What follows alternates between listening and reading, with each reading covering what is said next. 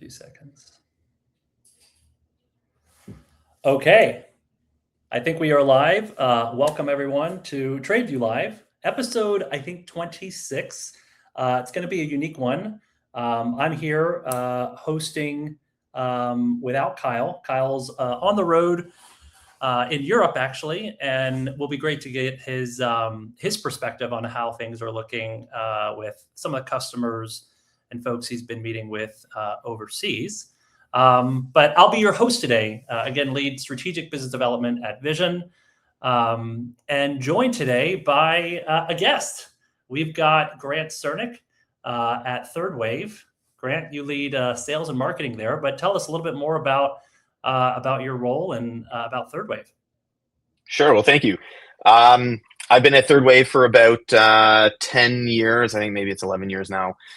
We're a platform that helps importers and exporters manage their international supply chain, transportation, and trade compliance.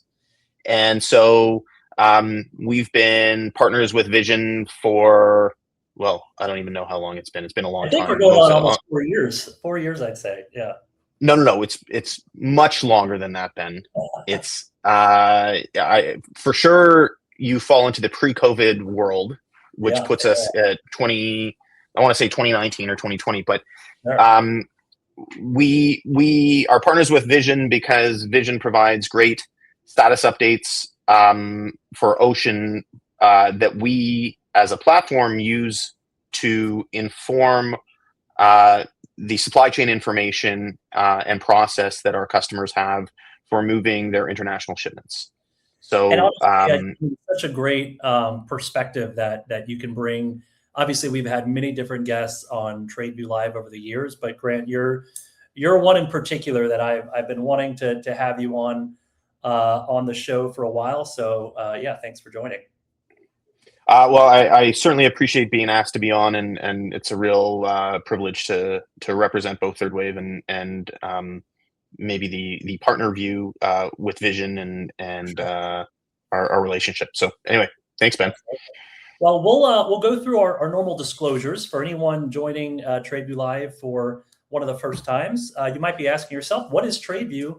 What are we here to talk about, or what are when we reference data, where is it coming from? TradeView is Vizion's platform for trade intelligence. We source from 57% of all global ocean container traffic, 3 times more than the closest provider out there. We profile over 1.5 million companies, their import and export activity, and we create 90-day forward-looking trade forecasts. We add in all fun types of AI research and custom performance insights into this platform, and that's what we'll be offering insights from as we talk about some of the topics facing the world of supply chain today. The data that is powering TradeView is a slew of 270 plus data sources from ocean carriers and what they publish to satellite providers, ports and terminals. But more importantly, we're accessing bookings. We're accessing actual shipment transactions from shippers directly to carriers, showing the demand side, showing the leading indicators as far as how a shipper's responding to events in the world and adjusting the containers they intend to ship. And what that means is that we can now look forward and up to 90 days in advance, be able to tell you what's being booked, where it's going, when it's going to arrive, and more importantly, measure increases or decreases in capacity, trade flows, congestion, or performance. So with that being said, a lot's happened. A lot's happened this year. A lot's happened since we started doing TradeView Live. We're coming on now just over a year since Liberation Day, right? When this whole recent trend of reporting on in near real time shipment trends, demand signals. And what I wanted to bring up and Grant, kind of look at your perspective of what you've experienced at Third Wave for the last year are global bookings, which for the last 4 years have remained right near or around 6 million TEU, at least in our TradeView platform, in the month of March, and which we've actually now seen start to creep upwards. CTS, global demand data, actually has year-over-year increase for January and February. Typically, you want to combine those months together because Chinese New Year can fall in January or in February. So rather than looking at only individual months, combining January and February, I think CTS reported nearly a 10% year-on-year growth for 2026 versus last year. And we wanted to go ahead and reveal March, which for our TradeView data is showing an even higher increase in demand. So really interesting to see that in spite of everything that's happening, from tariffs that might be illegal, might still be getting implemented in other ways, from wars that seem to potentially be ending soon, but still don't have clarity. Grant, what are you all hearing at Third Wave? What are your customers experiencing, and what challenges are they facing? So, I think from where I'm sitting, my customers are maybe a little bit of a mixed bag. They are pretty much, everybody is quite sensitive to the tariffs, and the impact, and we've been dealing with this. Yes, there was Liberation Day, but practically speaking, we've really been dealing with this since the first Trump presidency, right? With the introductions of the 301s, which impacted trade in China. So our customers that were transacting in China have sort of systematically worked to reduce reliance on a supply chain that is founded in China to move to other places. Now, going back to 2018, they were not. They did not move from China back to the United States. That was, I guess, never the articulated point of the tariffs. They moved from China to other places: Taiwan, Cambodia, Vietnam, Pakistan, and places like that. And then, at Liberation Day, tariffs were applied to everybody, and that again changed the dynamic of sort of a strategy for where they want to locate or think about locating their manufacturing bases. Right. And so, they've had there are two separate issues that they've had to deal with. And they really are separate, although they're very much related. The first is nobody is capable of moving manufacturing from one place to another place overnight.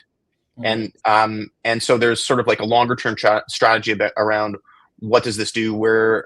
How do we need to position ourselves globally to deal with the dynamics of the world as they present to us on any given day?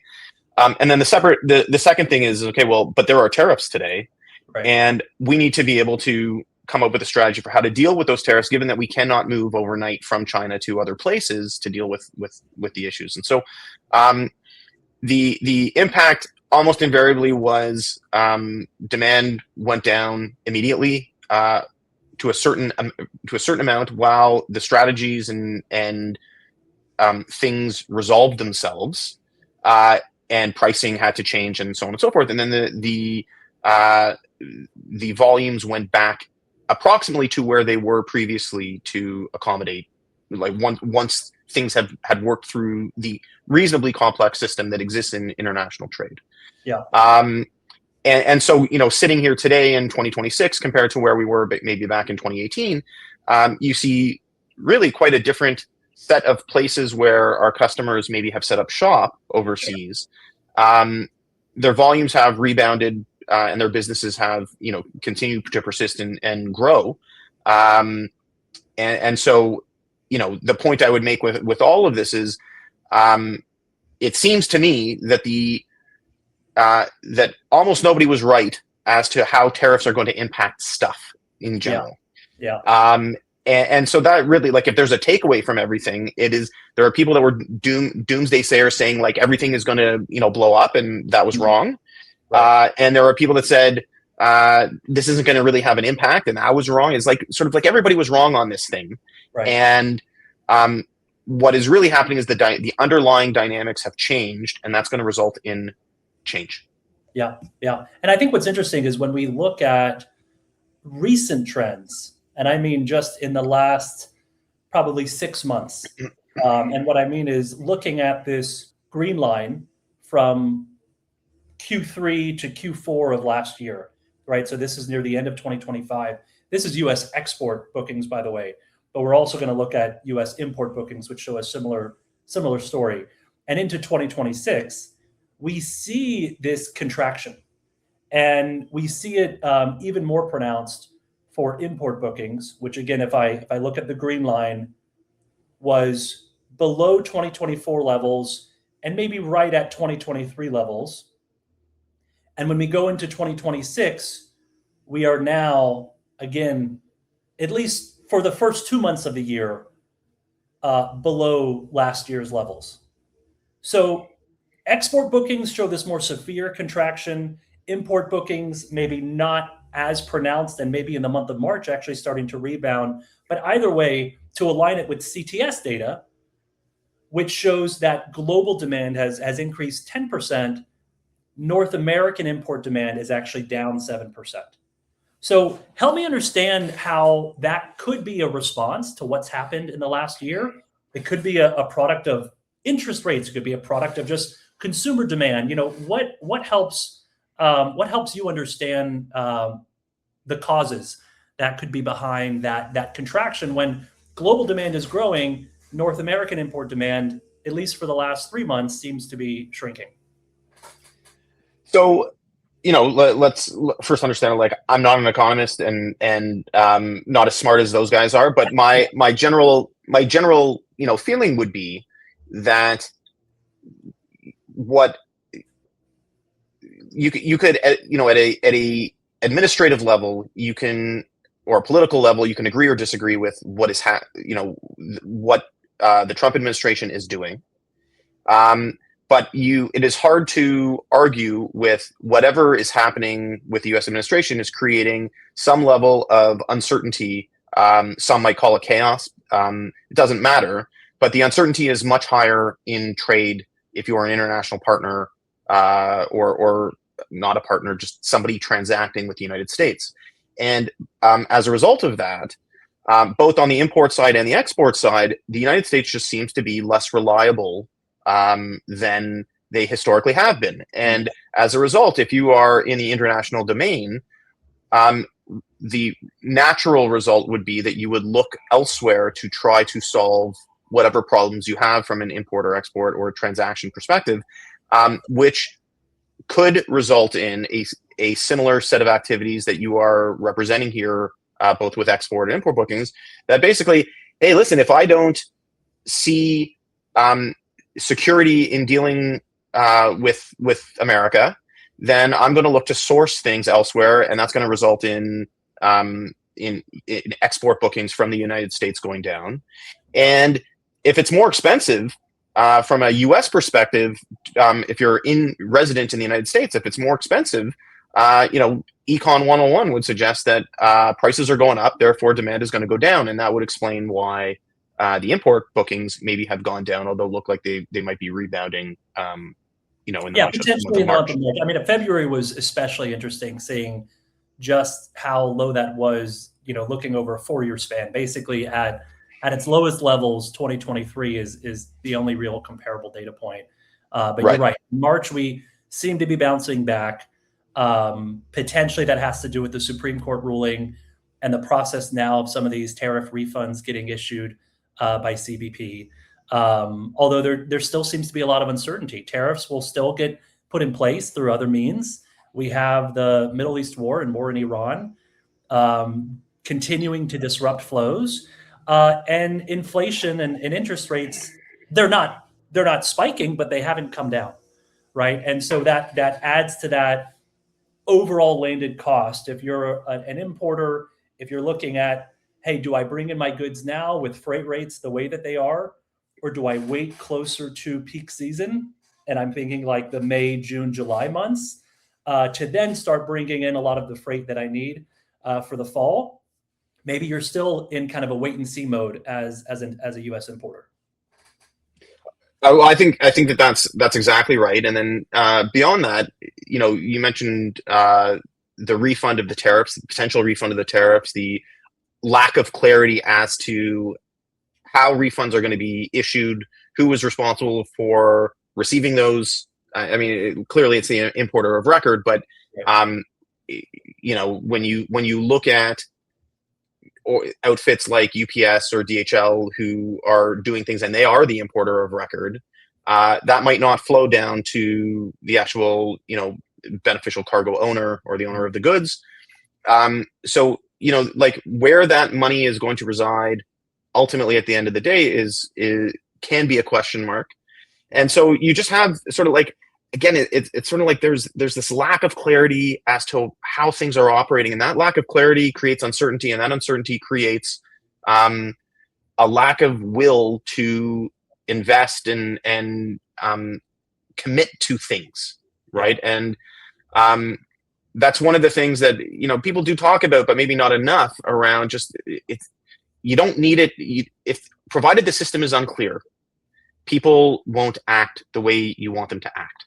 Right. And that's the nature of the world that we live in today to a large extent. And that has consequences.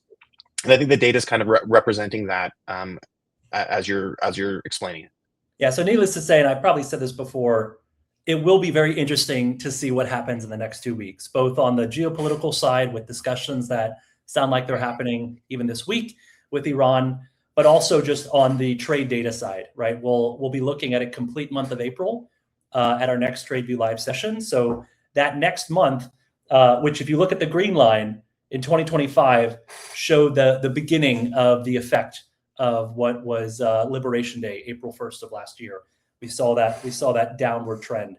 So I think it'll be really telling to see where we are in comparison to April of last year in 2 weeks' time, and whether or not we're kind of flat, whether we're starting to see some of that year-over-year increase, or if there's still kind of this wait and see mode, which would mean we see depressed U.S. import demand. So let's move on from there into kind of your original comment about what's happened over the last 10 years, right? Starting with President Trump's first term in 2016, that you have an alternative origin like Vietnam. And, what we see here is consistent growth year on year. Every one of these lines is growing after the other, with 2025 being, again, a record year for Vietnam exports, and the first few months of 2026 showing nothing different. January and February, again, you want to combine those two because this year, Chinese New Year actually fell into February. And so we saw January very high, February slightly lower. Again, combine that together, you have year-on-year growth. And of course, the month of March, we have this upward trend. Do we think that's just going to continue? And again, I'm thinking of bunker fuel surcharges, the fact that Vietnam and others like China and Singapore are affected negatively by what's going on in Iran with a lot of the crude oil not getting out of the region, and this origin being impacted by the war, and yet there's still growth. So is that going to continue, Grant? What's your thought on what's been a trend, like you said, for the last 10 years, and just in the last 2 months, despite the war, despite all the things going on?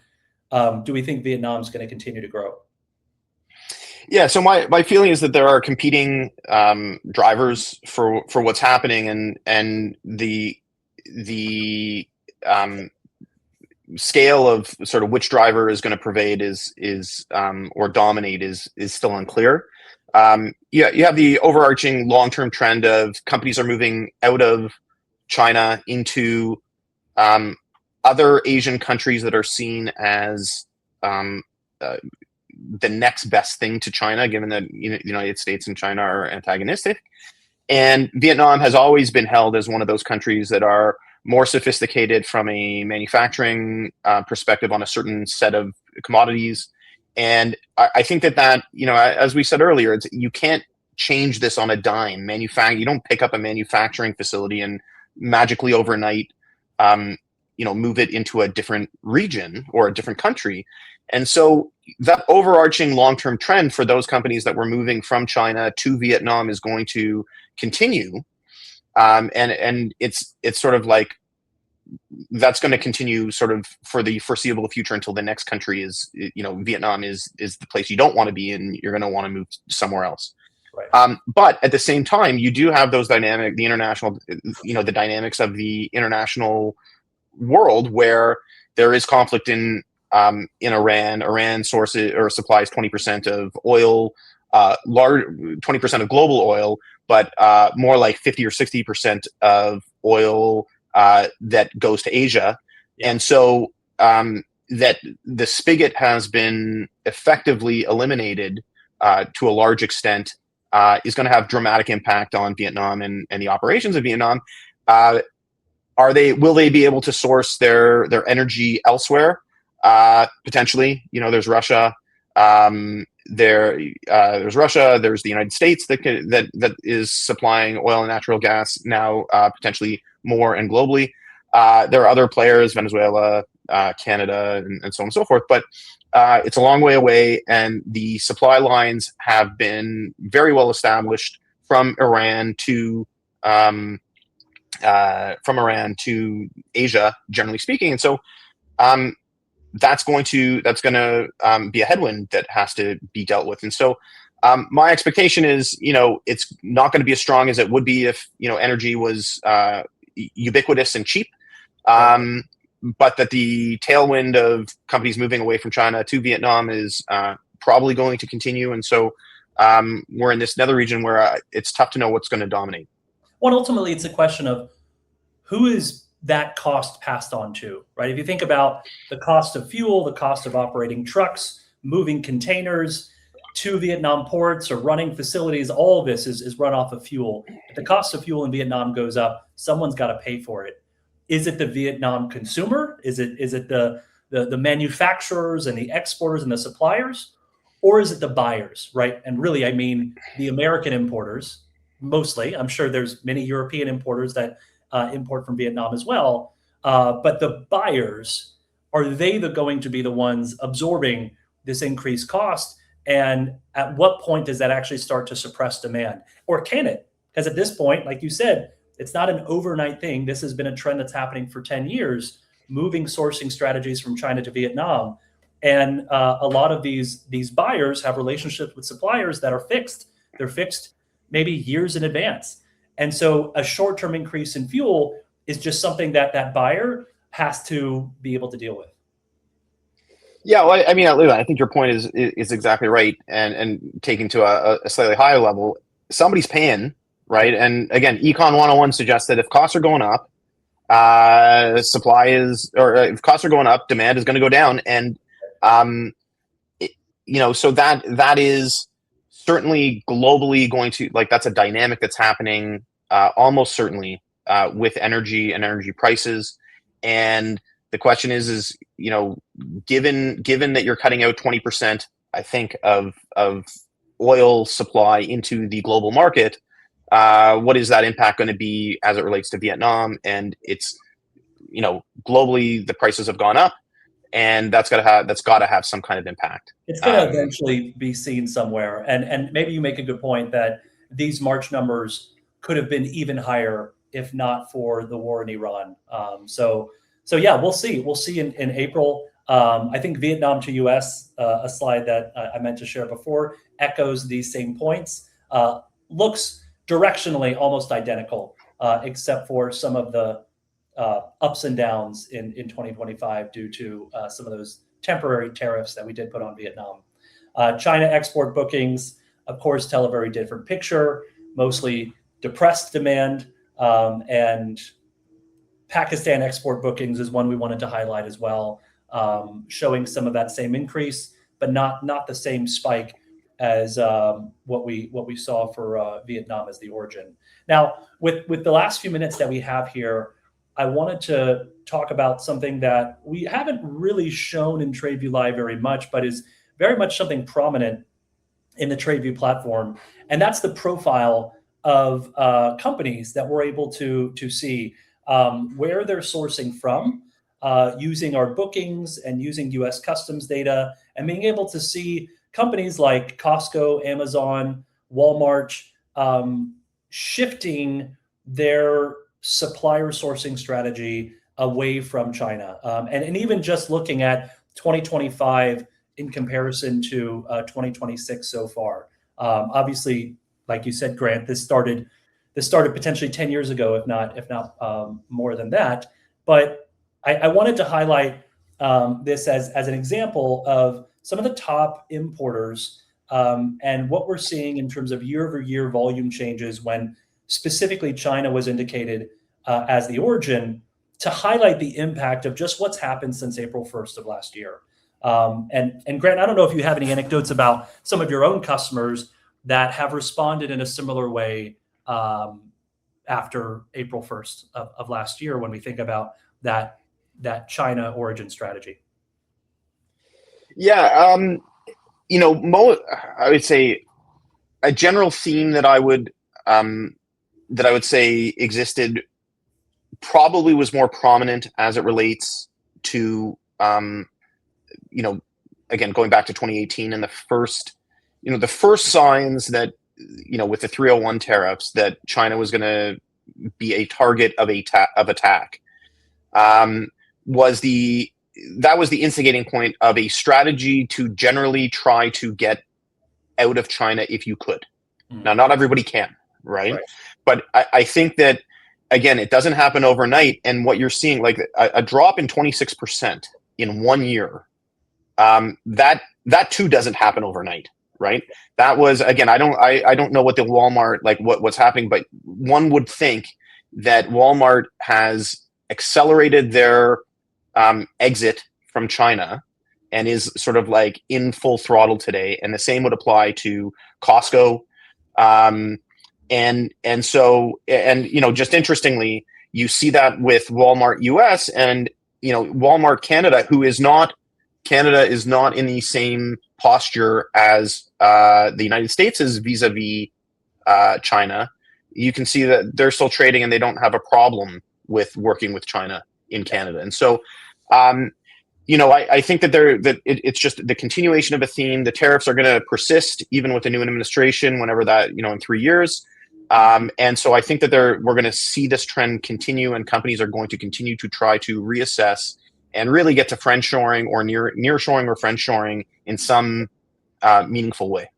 Yeah, absolutely. And again, to contrast the story here with I think this echoes what we were sharing before about Vietnam, but again, highlighting some of the individual companies that just in the last 12 months, and what I'm doing is we're comparing year-to-date numbers. So January until April of this year in comparison to last year.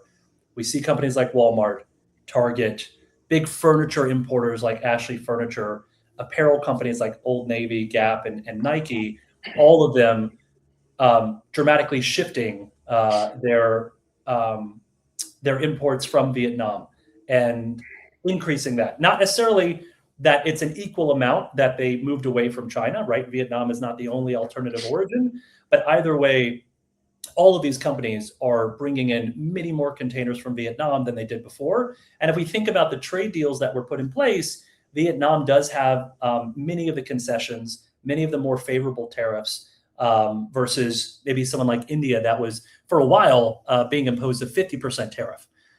So, there was clearly a pattern over the course of last year that encouraged this shift, and sounds like might be a shift that's permanent, that's here to stay when we think about the sourcing strategy moving forward for many of these companies. Vietnam now going to be an origin that will continue to grow for them.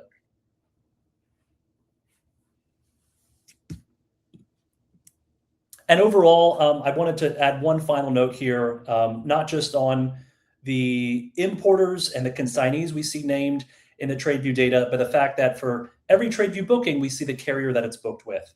So we see a lot of different earnings releases coming out in the last few weeks from some carriers, some reporting a loss, some reporting an increase in volume, but a decrease in overall rate.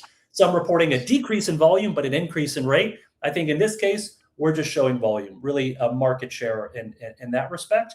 And what we see is that Maersk actually has seen the biggest decline, at least so far, year-to-date comparisons, while MSC, CMA, and Hapag show modest, sometimes 5 or more percent increase year on year. And in the case of CMA, actually a 15% growth year-to-date so far in comparison to last year. Grant, any thoughts on this? This sort of carrier market share?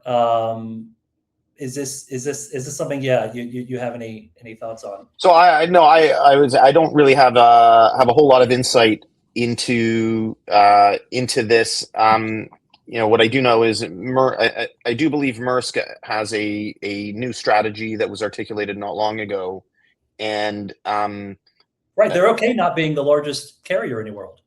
That's something they're fine with, and approaching volume more from the perspective of alliances and growing their logistics services arm more than just the carrier. Exactly, and so it's tough for me. It's tough to make sense of this, and maybe a little bit out of my sweet spot. And I think overall, for us, what we're highlighting is the footprints that these carriers have, their pricing strategies as it relates to capturing volume, and that some of these carriers, maybe MSC here at the top, are okay sacrificing premiums on freight rates in exchange for capturing more volume overall. That's, I think, my takeaway, at least from what this is highlighting. And what we see here is some of the top ports that are benefiting from some of this increased volume, where origin ports like Shanghai and Singapore and Ningbo are all growing significantly year on year. Destinations, at least for some of the top US destinations, relatively flat. And that was the last insight we wanted to bring. We are 3 minutes over. So Grant, I will leave you with the final word. Any advice, any comments? If I'm an importer and I'm trying to decide on my import strategy, if I'm going to commit to these long-term contracts with carriers, or what I need to be looking out for over the course of the next, I guess, 8 months remaining in 2026, what advice would you give? My advice would be sort of from a technology strategy perspective, that basically almost everything that we were talking about today, Ben, falls into the category of there is a lot going on in the world today. There are a lot of drivers. There's a lot of change going on. And my overarching feeling is that this is not going away anytime soon. Mm-hmm. And so we are now operating in a world where there is lots of change. There's lots of variability. And if you're an importer of any consequence, the single biggest thing that you ought to be focusing on today is, do you have the technology underpinnings to enable you to be successful in understanding the changing dynamics of the world? And if the answer is no, then you might want to give Ben or me a call, and we could help you navigate that world. Absolutely. Couldn't agree more. Well, Grant, it's a pleasure as always, but thank you especially for joining TradeView Live. And we will see you all again in 2 weeks' time. All right. Thanks for having me, Ben. Really appreciate it. Take care. Bye-bye.